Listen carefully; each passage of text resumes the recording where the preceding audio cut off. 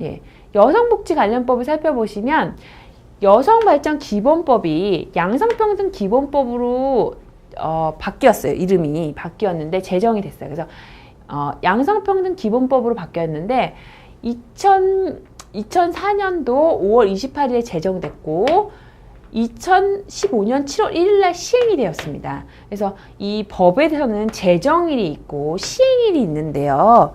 이 두 가지 다 알아두시는 것이 좋을 것 같습니다. 시험 문제나 이런 데 나올 때 보면은 이날 제정되었다, 이날 시행되었다는데 날짜를 이렇게 틀리게 바꿔서 하고 이런 경우가 많이 있거든요. 그래서 2015년 7월 1일부터 시행이 됐다는 거 기억하시고요. 그 다음에 여성발전기본법은 양성평등 이념을 구현하기 위해서 국가와 지방자치단체의 책무 등에 관한 기본적인 사항을 규정한 거죠. 여성발전기본법이 두 번째로는 95년에 제정된 이후에 중앙과 지방부처의 여성정책 및 예산 수립의 근거를 작용하면서 여성과 남성의 양성평등과 여성의 사회참여 확대 및 권익 증진에 많은 영향을 주었습니다.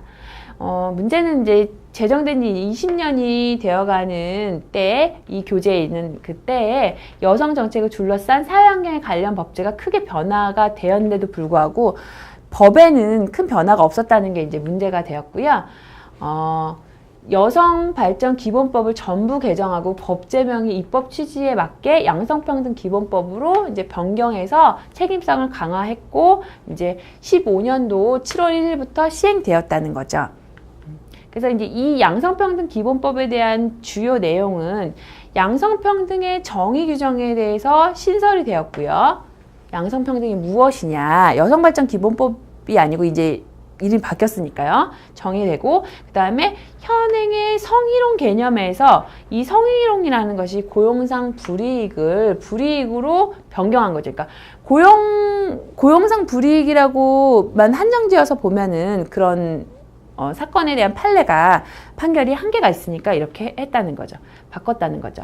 그리고 여성가족부 장관은 5년마다 양성평등정책 기본계획을 수립하고 실태 조사의 근거를 마련해라 이렇게 이야기가 되었습니다. 그 다음에 양성평등기본법의 주요 내용 중에서 성인지적인 예산, 성별 영향 분석 평가라던가 성인지적인 예산, 그리고 통계, 교육, 국가 성평등 지수를 작성하고 공표하는 것에 대한 그 근거를 마련하는 거죠. 이렇게 해라 이렇게. 그 다음에 국가와 지방단체는 관리직의 목표제를 비롯해서 정책 결정에 대한 과정이라든가 공직, 정치, 경제활동 등의 사회 전 분야에서 여성과 남성을 평등하게 참여를 도모해야 된다. 이렇게 보시면 됩니다. 그 다음에 모성권, 부성권을 보장함으로써 실질적인 양성평등을 도모하라. 그리고 성차별 금지를 위한 시책을 마련하는 노력 조항이죠. 그래서 성차별을 그러니까 예전에는 성차별을 하거나 성희롱을 하면 그때 법적인 규제를 받았는데 지금은 이것을 예방하기 위해서 회사에서 어떤 그 기관에서 어떤 노력을 했냐 이것을 보여줘야 된다는 거죠. 그래서 이 국내외의 평화 문화 확산과 통일 추진 과정에서 여성과 남성의 평등한 참여를 위한 노력 조항을 신설하였다는 거죠. 국제개발협력 시에. 그래서 여성에 대한 그 권리 보장을 적극적으로 양성평등기본법에서 내용으로 담고 있다는 거죠.